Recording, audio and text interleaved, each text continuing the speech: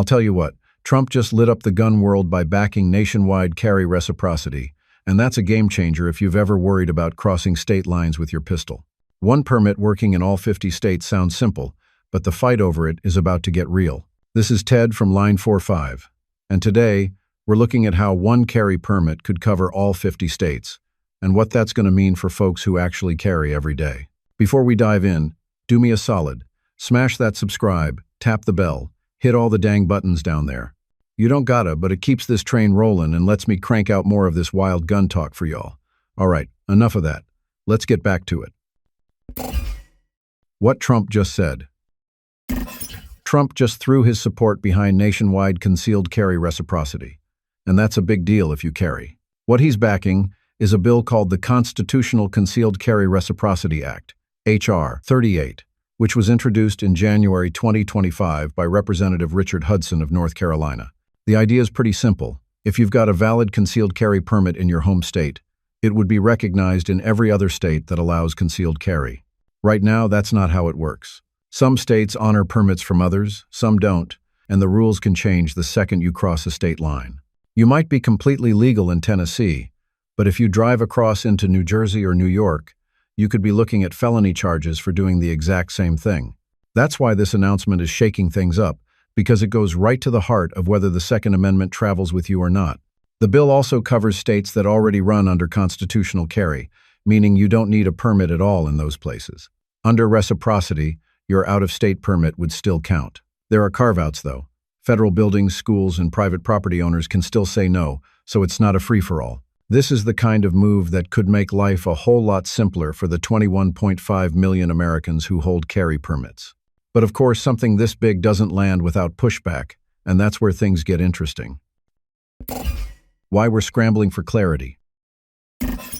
Here's the mess we're in right now. Every state's running their own set of carry rules, and half the time they don't match up. I can carry in Tennessee with no issue, but the second I roll into Illinois, that same pistol on my hip can get me locked up.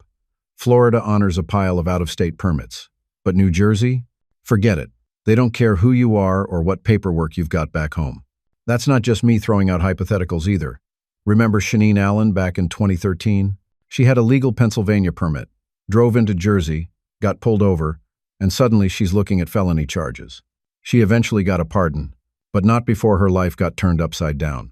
That's the risk every single permit holder runs when they cross the wrong border. And that's the problem. This patchwork system isn't just confusing, it's dangerous. States change reciprocity agreements whenever they feel like it. You think you're good, but maybe last month your state got dropped from the list. Unless you're constantly checking maps and state websites, you could be stepping into a trap without even realizing it. That's what this reciprocity bill is aimed at fixing. One permit, honored across the board, no guessing, no maps, no sweating every road trip. Makes sense for anybody who actually carries. Of course, lining up 50 states under one rule doesn't happen without a fight, and that's exactly what's coming next. Why H.R. 38 actually proposes. So here's what the bill actually does. H.R. 38 is called the Constitutional Concealed Carry Reciprocity Act, and the whole point is making your permit good in every state that allows concealed carry. If you're legal in your home state, you're legal anywhere else. Same gun, same permit, just across new lines. That's the meat of it. Now, it doesn't wipe every restriction off the map. Federal buildings, schools, private property, those carve-outs still stand. If a courthouse has a no-gun sign, reciprocity doesn't change that. Same deal if a business posts against it. All this does is make sure your state-issued permit travels with you the way your driver's license does. There's another piece a lot of folks don't realize. The private right of action. Say you're carrying under reciprocity and get arrested anyway. You're allowed to sue, and it's on the government to prove beyond a reasonable doubt that you didn't qualify. If they can't, not only do you walk, but they've got to cover your legal costs. That flips the pressure back on the state instead of the individual gun owner. For constitutional carry states, your permit would still be honored even if that state doesn't require one. So if you live in Texas or Kentucky where no permit's needed, you'd still be covered traveling elsewhere with your home state credential. That's the layout in black and white. But a clean idea on paper doesn't mean smooth sailing in D.C., and this thing's already deep in the political trenches. Where this stands in Congress. H.R. 38's already moving.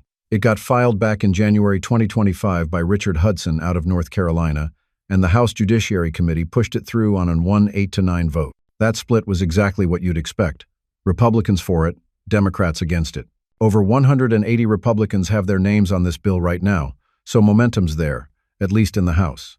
The road gets messy once it hits the Senate. We've seen this movie before. Back in 2017, a similar reciprocity bill cleared the House and never made it past the Senate floor.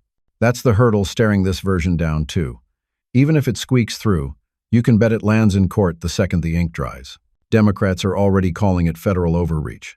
They don't like the idea of strict states having to recognize permits from places with way looser standards. New York, California, Illinois, they've built their own frameworks, and this bill would override a lot of that. That sets up the legal clash everyone's expecting. Second Amendment rights on one side, 10th Amendment state sovereignty on the other. So while the headlines say Trump's backing it and the House is lining up behind it, the real battle's waiting in the Senate and the courts. And it's not just politicians making noise. Law enforcement groups are raising their own objections about how they're supposed to enforce this on the street.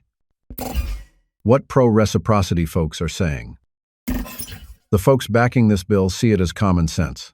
I've carried in my state for years, jumped through the hoops, paid the fees, passed the background checks. Then I cross a line into another state, and suddenly I'm a criminal? That's the nonsense they're trying to get rid of. Right now, there's about 21 million concealed carry permit holders in this country. The numbers don't lie, revocations are rare, and the data out of places like Texas and Florida proves permit holders are some of the most law-abiding people around. That's why supporters keep pointing at the stats. If you trust these people in one state, you should be able to trust them in all of them.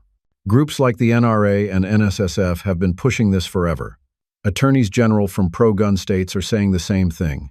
Your rights don't shut off at a state border. They compare it to your driver's license.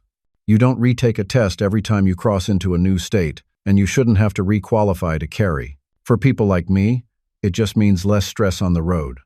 I wouldn't have to pull out a reciprocity map or triple-check state websites before heading out on a trip. If you've ever traveled armed, you know that weight on your shoulders. That's why gun owners are fired up, because reciprocity means one set of rules, no second guessing, and way less risk of ending up in handcuffs for doing nothing wrong.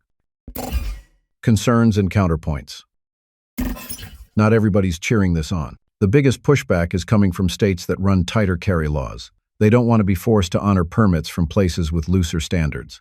I've heard folks in New York and California flat out say, why should we accept a permit from a state that doesn't require training or doesn't dig as deep on background checks? That's where their line in the sand island. There's also the domestic violence angle. Some states block permits for certain misdemeanors, others don't. Critics say this bill would let people carry in strict states even if they wouldn't qualify there. To them, that's lowering the bar across the board. Law enforcement groups are raising concerns too. The International Association of Chiefs of Police has already spoken out, saying officers are going to get jammed up trying to verify out-of-state permits on the spot. Think about a roadside stop. A cop pulls someone over from 2 states away, different format on the permit, maybe a different database. That slows everything down and creates more risk in a situation that's already tense. Gun control groups are pointing to studies from RAND and Everytown that show increases in gun homicides and assaults when carry laws loosen up. Whether you buy into those numbers or not, that's the evidence they're holding up as a warning. So on one side, you've got simplicity and rights. On the other, fear of weaker standards and safety risks. That clash is what's keeping this bill in the hot seat. What happens next? There's a lot of noise on the other side of this bill. States with the strictest gun laws don't want it.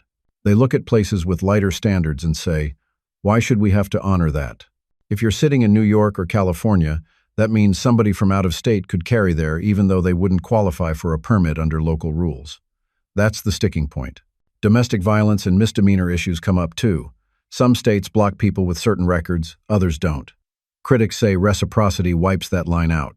To them, it feels like the federal government lowering everybody's standards to match the loosest state. Cops aren't sold either. The International Association of Chiefs of Police has been vocal about it.